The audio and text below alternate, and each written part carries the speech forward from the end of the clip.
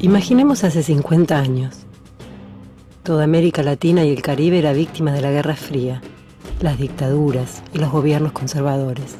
El campo popular discutía las mejores vías y formas organizativas para la liberación, mientras que las trabajadoras y los trabajadores sufríamos a su vez el hostigamiento de gobiernos autoritarios.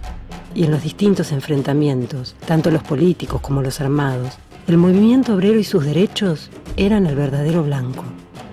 Pero en ese difícil contexto, había dirigentes sindicales que se animaban a más, sin importar las circunstancias ni el lugar.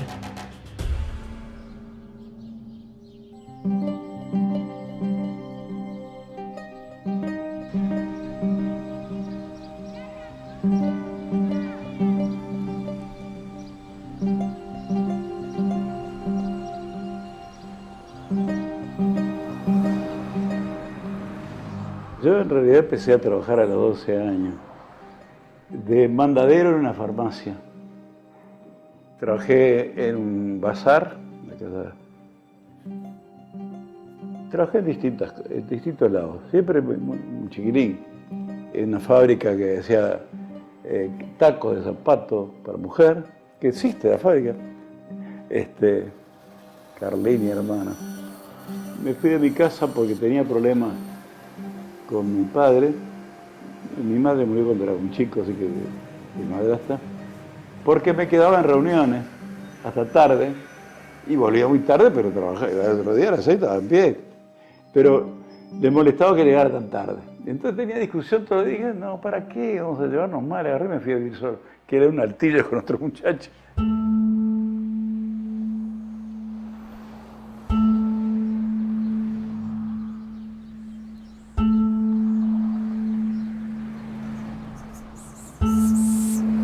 Yo empecé a trabajar muy joven, a los 14 años, porque bueno, tuve la desgracia de perder a mi padre cuando yo tenía 3 años. En esa época no había ni jubilación ni pensión. Entonces, bueno, un hogar que mi madre tuvo que sobrellevar la vida con hijos chicos, y entonces, bueno, ayudábamos. Yo a los 14 años empecé a trabajar como ayudante en una cooperativa de construcciones. Y a los 16 años entré en Cristalería Rigoló, donde empieza mi militancia sindical. Edificios, máquinas, transportes en imponente conjunto hablan del tamaño de este centro fabril, a cuyo influjo resurgió activa y próspera población, Berazategui. Una gran fábrica del vidrio, en esa época 3.300 trabajadores. Fui delegado de mi sector y bueno, ocupé diversos cargos en la seccional Quilmes Berazategui, que es donde está ubicada esta empresa. Y después también en el orden nacional. Yo trabajaba con un torno automático para hacer los tacos zapatos. Y una parienta dice, ¡ay, un tornero ganando tan poco! Que venga acá que se va a pagar. Pero la empresa era un tornero de veras. Y yo, guacho, era un torno automático. No, es otra cosa, bueno. Pero ahí ganaba, esa época, $1.20 por día. Que alcanzaba para comer en los comedores públicos. No daba para más. Los fines de semana que estaban cerrados,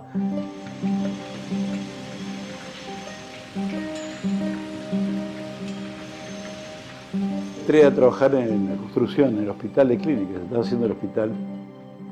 Y en lugar de 1.20, 1.30, pasé a ganar 3.87. Comía yo. Al principio trabajaba pico y pala en el barro, pero me pasaron para adentro a alcanzar materiales oficiales, los baldes de mezcla y eso. Y ahí me nombraron delegado. Seguí trabajando en la construcción un tiempo, ya de medio oficialito. Empecé a estudiar mecánica naval de noche, pero nos pasamos discutiendo de política en la escuela. Estudiaba mecánica naval para sacar la patente de maquinista, una cosa de largo plazo, y el único lugar en este país que tenía barco era el Estado. Con esa ilusión lejana entré a trabajar en un barco en doble fondo, a picar ahí, para quedar ya en el organismo, la administración de puertos. Tenían que darnos leche, un par de litros de leche, porque trabajamos ahí, esta porquería. Claro que si formamos un sindicato, ¿qué sindicato? A la calle conmigo.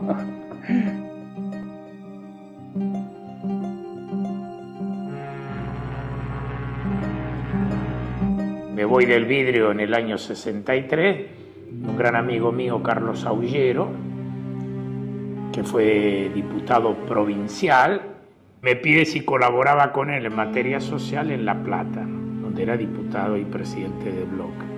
Pues yo voy como asesor laboral para las cuestiones sindicales. De eso me recuerdo una cosa interesante: él presenta una ley, un proyecto de ley de cogestión obrera. Realmente el proyecto era muy interesante, inspirado en experiencias de países europeos, sobre todo Alemania, donde los trabajadores participaban en la cogestión de la empresa. En ese momento me afilié a UPCN, a la Unión de Personal Civil de la Nación, que es la que tenía mayor representatividad en el área de la legislatura de la provincia de Buenos Aires. Al poco tiempo entré en el hospital Dr. José Borda, el Hospital de Neuropsiquiátricos, en realidad trabajando en el Instituto Nacional de Salud Mental, que era el instituto que coordinaba todos los hospitales psiquiátricos de la Argentina. Pero mi lugar de trabajo era el Hospital Borda, un enorme hospital neuropsiquiátrico de varones, que enfrente tenía el Hospital Braulio Moyano de mujeres, y al costado el Infanto Juvenil para niños y jóvenes.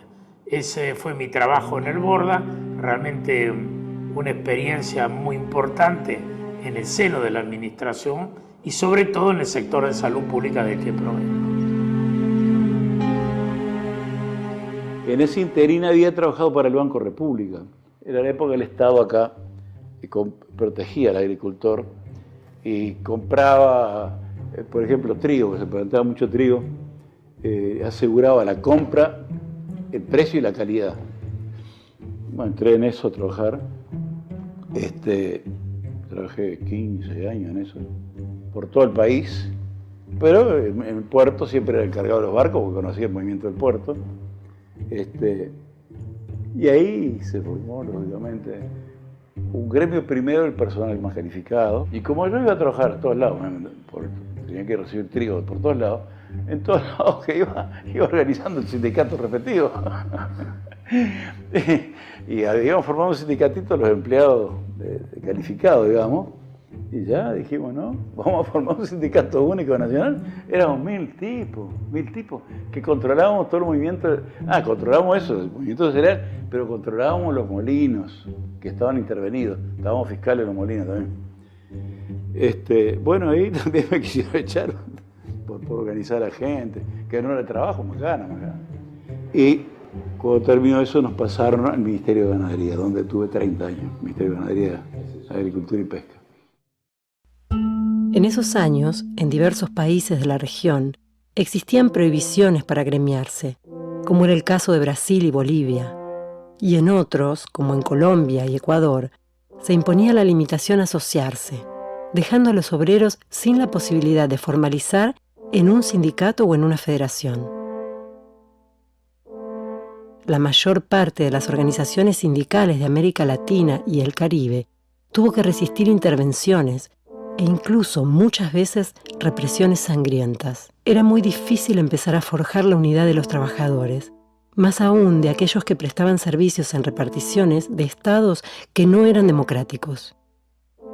Pero hubo en medio de ese contexto jóvenes dirigentes que se animaron a imaginar una confederación latinoamericana y del Caribe de trabajadores estatales. Debo decir que el sindicalismo mayoritariamente peronista en su momento, era la época de Perón, tuvo una idea clara de lo que era la importancia de Latinoamérica. Vibrante acto de reconocimiento al general Perón por las mejoras otorgadas a los empleados públicos, la adhesión del personal de todos los organismos del Estado y la concurrencia de numerosas delegaciones de otros gremios, se lleva a cabo la entusiasta concentración. Y Perón intenta, claro, en la postrimería de su gobierno, y después, falta de apoyo, eso no tuvo continuidad, es decir, la CGT en la época de Perón tomó la iniciativa y creó la Asociación de Trabajadores Latinoamericanos Sindicalistas, ATLAS, que pretendió ser, frente a Lorita y la CEPUSTAL, la CLAN no existía, la CLAN se crea en el 54, es decir, el Atlas creo que se funda en el 52, pretendía ser la expresión de un sindicalismo latinoamericano no alineado ni comunista ni capitalista. A raíz de esos contactos, que estos muchos años después, pero siempre hubo una vocación en muchos sindicalistas argentinos de esta idea de la patria grande.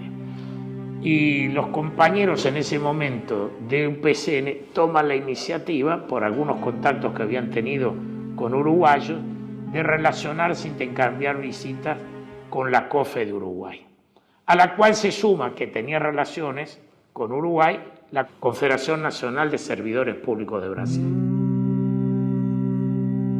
En 1964, en la ciudad de Montevideo, la Confederación de Funcionarios Estatales de Uruguay, COFE, convocó a sus pares de la Argentina y Chile para impulsar un encuentro entre los sindicatos de Latinoamérica y el Caribe. Recién en 1965, una delegación argentina encabezada por Amancio Pafundi, secretario gremial de UPCN, junto al dirigente Carlos Custer, visitó la Agrupación Nacional de Empleados Fiscales de Chile, ANEF, presidida en ese entonces por Tucapel Jiménez Alfaro, dirigente que luego fuera asesinado por la dictadura de Augusto Pinochet.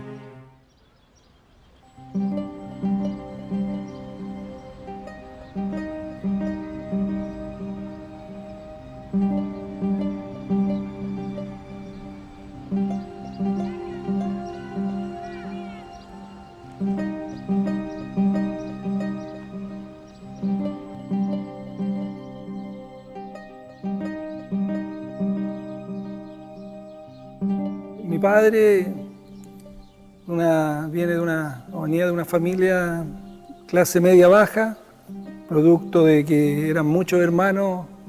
Él fue el que comenzó a trabajar a temprana edad para que el resto de sus hermanos pudiesen estudiar.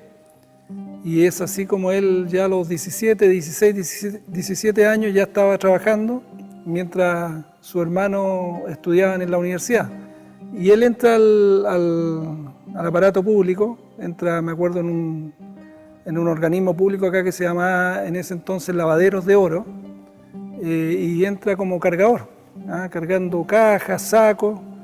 En esos años él ya, al año de haber estado trabajando ahí en Lavaderos de Oro, comienza a involucrarse como dirigente deportivo.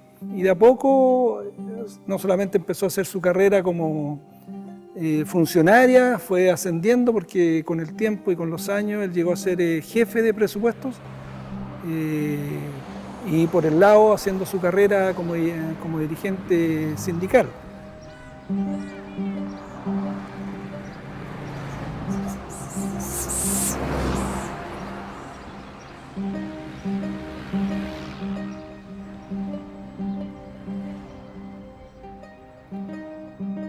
Pero en la ANEF debe haber estado 40 años en la Agrupación Nacional de Empleados Fiscales. Y bueno, su gran referente para él siempre fue Clotario Blest, que fue el fundador de la ANEF, el fundador de la CUT acá en Chile. Y él siempre tenía ese referente, que era su profesor, y bueno, es un referente y sigue siéndolo todavía para muchos acá en Chile, dedicando toda su vida a la defensa de los trabajadores del sector público. Yo me recuerdo, y siempre lo digo en el buen sentido, que porque muchos dicen la ANEF era la segunda casa de mi padre, y yo digo, no, la ANEF era la primera casa, nosotros éramos la segunda. Para nosotros como familia teníamos poco tiempo para verlo, porque cumplía el horario laboral y a las 5 de la tarde se iba a la sede de la ANEF, que estaba a unas cuadras de su trabajo, y empezaba con su rol sindical.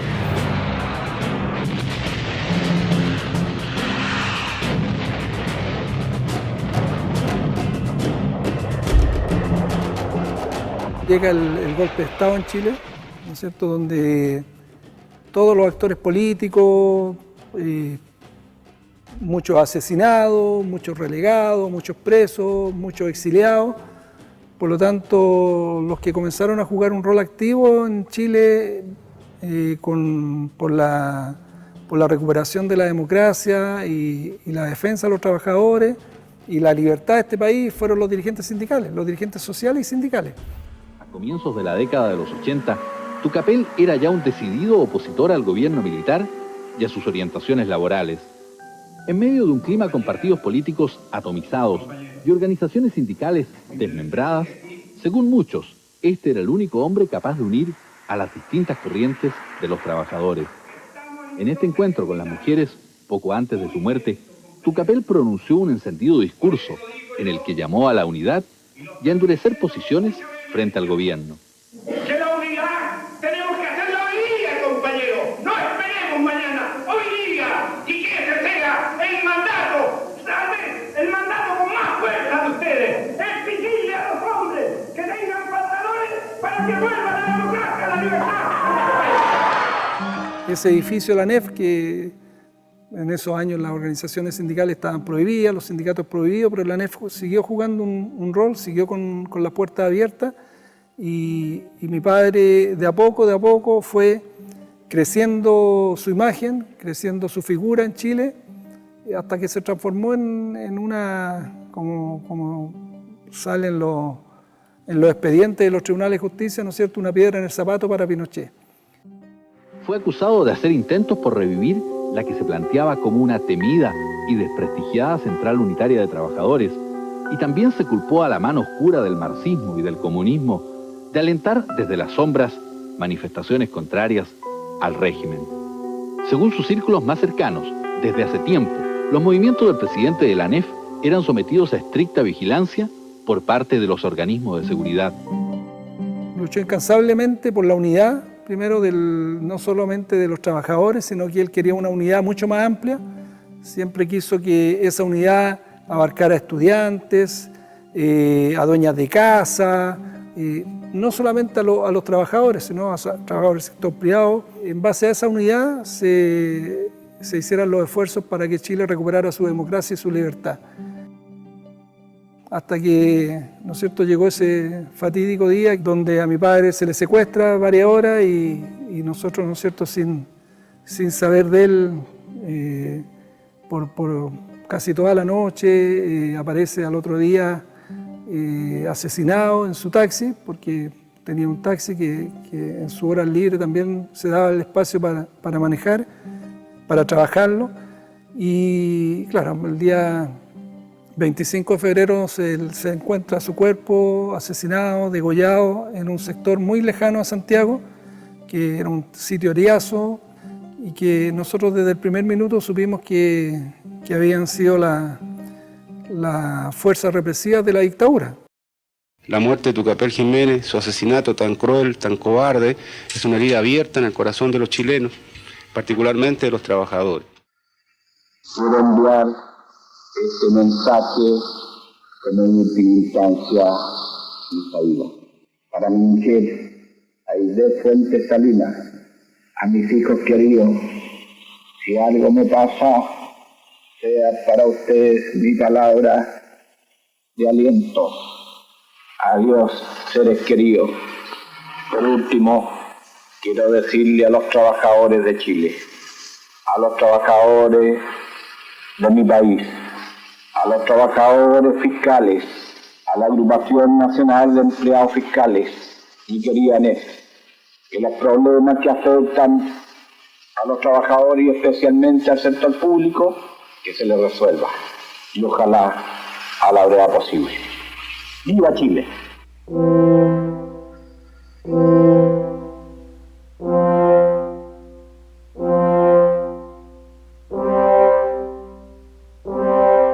Mi padre, yo creo que si hay una palabra que lo caracteriza, es la palabra unidad. Él siempre buscó la unidad, cosa que hasta el día de hoy cuesta mucho entender, que es una frase tan corta, pero una palabra tan corta, pero que cuesta entender, que la unidad hace la fuerza, y hizo todos los esfuerzos posibles para que diferentes personas, diferentes dirigentes de distintas ideologías pudiesen juntarse, unirse para tener un objetivo común que, repito, era la recuperación de la democracia y la libertad para este país. ¿Cuántas veces se habla de la unidad de los trabajadores? ¿Cuáles son las posibilidades de unificar criterios y luchas? Hace 50 años, sin las comunicaciones actuales, ¿se podía reunir voluntades desde lugares tan lejanos? El doctor Arturo Humberto Ilia, elegido presidente de la Nación por supremo mandato del pueblo, jura acatamiento a la Constitución y las leyes y dirige su primer mensaje. La Nación se restituye a la legalidad constitucional y la ciudadanía... Se habían hecho las elecciones en el 63 aún con la proscripción del peronismo, es verdad, eso fue una de las debilidades, pero se elige a un gran demócrata, al presidente Ilía, como presidente de la Argentina, que es un presidente realmente democrático. Entonces hay un florecer de cierta democracia, de vínculos latinoamericanos. Entonces, en estos contactos, yo soy protagonista de unos contactos con Amancio Pafundi, que vamos a Santiago de Chile en el 65. Y ahí establecemos con la ANEF, relación con la ANEF, la Asociación Nacional de Empleados Fiscales. Y entonces en el 66 decidimos preparar el Congreso. Yo, Juan Carlos Onganía, juro por Dios nuestro Señor y estos santos evangelios, desempeñar con lealtad y patriotismo el cargo de presidente de la Nación.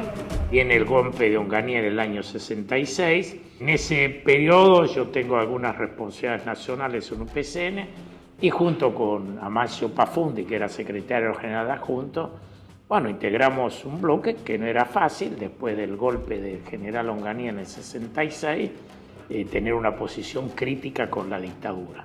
Y eso lleva a que UPCN esté en la fundación de la CGT de los argentinos, en oposición al grupo dialoguista, participacionista, que habían entrado inmediatamente en componendas con el gobierno militar. Se supone que muchos sindicalistas de esa época estuvieron en el golpe contra el presidente Ilía. Empezaba una época negra, ¿no?, de las dictaduras militares con el golpe. Ya se había producido el 64 el de Brasil, que lo derrocan a Django Goulart, 66 en la Argentina, y bueno, lamentablemente después va a seguir Uruguay, Chile y otros más. Viene lo que decimos la década nefasta, donde, dicho sea de paso, en los 6 países del Cono Sur había dictadura militar. Nunca se había visto eso. Venezuela era una de las pocas islas democráticas, por ahí muchos exilados argentinos, uruguayos, los encontraron en Venezuela. Finalmente se decidió postergar para el año 1967. De todos modos, había una gran voluntad de llevarlo a cabo, y es por eso que tanto los compañeros chilenos como los uruguayos propusieron realizarlo en Montevideo. Allí es cuando Saturnino Soto, máximo dirigente de UPCN, sugiere que mejor era hacerlo en Chapadmalal, ciudad costera de la Argentina. En ese momento, un importante sector de los trabajadores de Argentina se oponía a la dictadura de Onganía y al sindicalismo afecto al régimen militar. Y eso ayudó en gran medida a que fuera posible llevar a cabo el Congreso.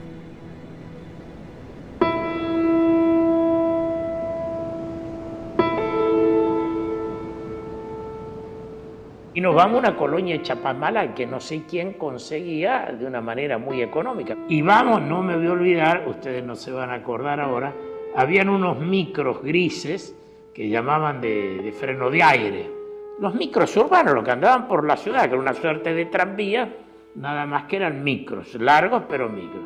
En esos micros nos vamos con todas las delegaciones internacionales, 2 de esos micros, de transporte urbano a Mar del Plata, que viajamos toda una noche, porque tampoco había autopista, con mucha austeridad.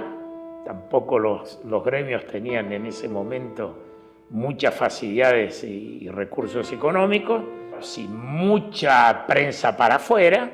Fue, no digo un congreso clandestino, pero casi. Nadie podía asegurar que en la mitad del congreso cayeran dos camiones y se llevaran a todos los congresales. Yo sí me recuerdo, porque el presidente del Congreso fue Saturnino Soto, yo estaba en la delegación argentina, pero nos designaron a Luis Higuini de Uruguay, a Héctor Santibáñez de Chile y a mí por Argentina para hacer la declaración de principio, que era el patrón donde nos teníamos que poner de acuerdo. Después sí había 6 o 7 despachos sobre temas específicos, pero teníamos que ponernos de acuerdo en definir qué era la CLATE. Cada cosa fue conversada, es decir, que coincidíamos. Gusta el católico, pero un católico progresista, bueno, sindicalista. Y yo, claro, bolche. Pero históricamente era lo correcto. Porque si vos no luchás por un mundo mejor, ¿qué estás luchando? Esa declaración de principio, 50 años después, yo digo, guarda muchísima actualidad. Vuelvo a decir, no quiero ser autorreferencial, no solo es mía, porque la redactamos entre 3, pero la aprobó por unanimidad el Congreso. Y ahí se define el rol del Estado, qué democracia queremos vivir, cómo vemos la unidad latinoamericana. Digamos, tomamos de los puntos específicos, como es la carrera del trabajador del Estado, la profesionalización, la garantía, la estabilidad, el escalafón, hasta los problemas más geopolíticos. Es decir, sobre todo algo que nos distinguía, la unidad latinoamericana. Y el gran desafío es que era una experiencia pluralista, en plena Guerra Fría, donde la pelea era... nosotros nos animábamos a sentar comunistas, socialdemócratas, peronistas, social cristianos para hacer una organización latinoamericana. Cada cual, las delegaciones que venían eran de los partidos políticos nacionales. Eran una variedad de todo. Conservadores, liberales, pero los traballistas de Brasil. Bueno, en Chile había socialistas radicales, en Argentina peronistas. Ese intercambio de ideas de todos los delegados, de todos los países, quedó claro que había una disposición de unificación. La verdad fue un enorme desafío y una felicidad más allá del hecho institucional del Congreso, de constatar que como trabajadores nos poníamos a poner de acuerdo en cosas fundamentales sin abandonar nuestra filosofía, nuestras creencias, nuestra ideología, pero ponernos de acuerdo en cosas fundamentales. Nació así la CLATE, un 25 de febrero de 1967. Los puntos básicos de ese congreso fundacional fueron: 1. La defensa de los derechos de los trabajadores del Estado y la reivindicación de su rol. 2. La reforma y fortalecimiento del Estado como el organismo natural de un proceso democrático que articule la justicia social ante las nacientes corrientes modernistas neoliberales. Y 3. La búsqueda de un nuevo modelo de sociedad nacional y latinoamericana mucho más justa y soberana. Es así que en conjunto, como primera instancia, resolvieron de manera unánime fundar la Confederación Latinoamericana de Trabajadores Estatales, CLATE. Yo después soy electo como candidato para ir como secretario general adjunto de la Confederación Mundial del Trabajo. Entonces yo 69, 70, 71 y 72 no estoy en Argentina, recién regreso en el 73. Los vínculos se mantenían, si yo no me equivoco la presidía Horvath, pero adentro de ATE ya se perfilaba una corriente más dura de confrontación con la dictadura y de relación con todo lo que iba emergiendo contra la dictadura por la democracia y por la democratización sindical. La decisión inquebrantable que tiene la Asociación Trabajadores del Estado de mantenerse indisolublemente unida al movimiento nacional y popular para felicidad de los que habitamos esta patria y para ser hermanos solidarios de todos nuestros hermanos de Latinoamérica que sufren, que viven y que tienen las mismas aspiraciones que nosotros. Muchas gracias, compañeros. Y me acuerdo de nosotros de haber ido a un congreso de la CLATE, sentado Víctor de Llenaro y yo, y no sé si también estaba Germán. Víctor, si no me equivoco, era vocal ya del Consejo Directivo de ATE, que ya ahí empieza a incursionar, primero un poco como espectadores o acompañantes, empieza a incursionar en la CLATE. Y en eso los hombres más importantes desde el punto de vista ATE fueron Héctor Quagliaro, Víctor, y después se suma, pero ya estando nosotros en el gremio, Carlos Casinelli, que es otro gran latinoamericanista. Alternando con mis responsabilidades sindicales nacionales, bueno, tuve el gusto de trabajar en las instancias internacionales. Fundamentalmente fui responsable de la Central Latinoamericana de Trabajadores para los países del Cono Sur y en un periodo muy difícil, porque yo asumí esa función en el año 74 y tuvimos la desgracia de que simultáneamente en estos 6 países hubiera gobiernos y dictaduras militares. Modestamente ayudamos en la medida de lo que pudimos, no solo a los trabajos sindicales que seguíamos haciendo con las limitaciones del caso, también tareas de formación, sino sobre todo las tareas de solidaridad, de acompañar a sectores en momentos muy difíciles, acompañar a las organizaciones sindicales. Por eso me parece justo señalar esta responsabilidad, porque la CLAT, la Central Latinoamericana de Trabajadores, que hoy no existe, en su momento fue un gran soporte y una gran ayuda para la CLATE, para la Confederación Latinoamericana de Trabajadores del Estado. En una oportunidad el Comité Ejecutivo de la CLATE se reunió como se ha reunido en todas las ciudades de América, en casi todas, por todos lados. Yo recuerdo el segundo congreso de la CLATE se hizo en Chile, en San Antonio, Puerto San Antonio. Después nos han reunido por todos lados. Acá vamos hasta Caracas, aparece por acá. Pero esto es en Cuba, compañero. Con el amigo Fidel Castro, gigante, gigante. Es en el Palacio de las Convenciones de La Habana.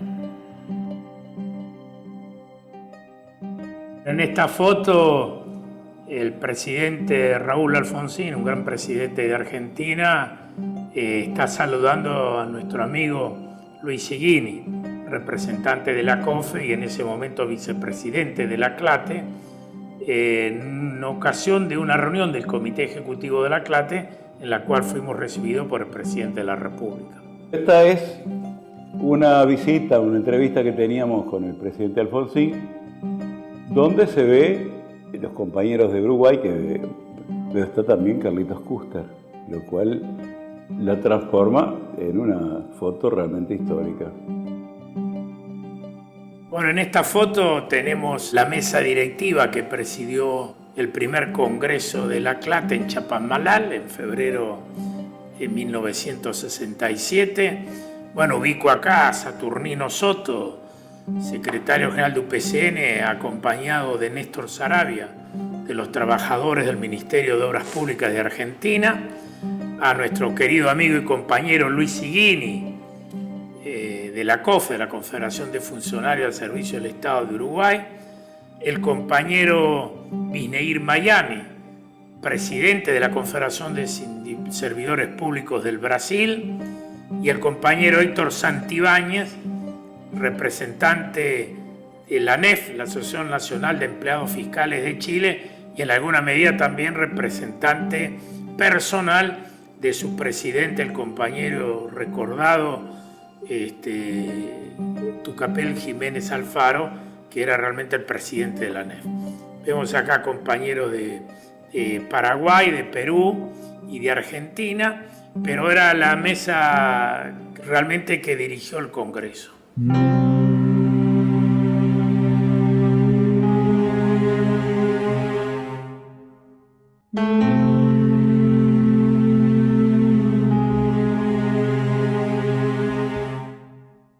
Más allá de lo que hemos ganado en imagen y en presencia institucional, lo que importa es que la CLATE se ha metido mucho en la solidaridad y en la presencia en el campo del trabajo y de la lucha de sus organizaciones afiliadas. Y más que decirlo yo, que bueno, soy un poco un referente antiguo, importa escuchar cómo los dirigentes de las organizaciones nacionales revalorizan hoy la CLATE. La lucha por el peso es permanente. Tenés que estar, para eso tiene que estar permanente. Pero tenés que siempre buscar objetivos más lejanos. Y en eso es valioso lo de la CLATE como una experiencia unitaria que demostraba cómo los trabajadores, en este caso específico, lo del Estado, pero podíamos ampliarlo, cómo los trabajadores se podían poner de acuerdo en algo que sí nos tenía en común. Había que transformar la sociedad y creíamos en la unidad, la integración y la solidaridad latinoamericana. Porque, como decía Perón, y ahora lo repite el Papa Francisco, la patria grande es la patria grande latinoamericana. Entonces, creo que esto es un distintivo de la CLATE, y no solo que lo dice, que lo está haciendo. Desde entonces, la CLATE recupera las mejores influencias entre las luchas que han llevado nuestros pueblos, y en muestra de ello, establece para los trabajadores estatales de la región objetivos comunes y permanentes, con una firme actitud revolucionaria frente al capitalismo y una clara visión antiimperialista orientada a alcanzar la liberación nacional y social, en pos de la construcción de una patria grande al sur del Río Bravo.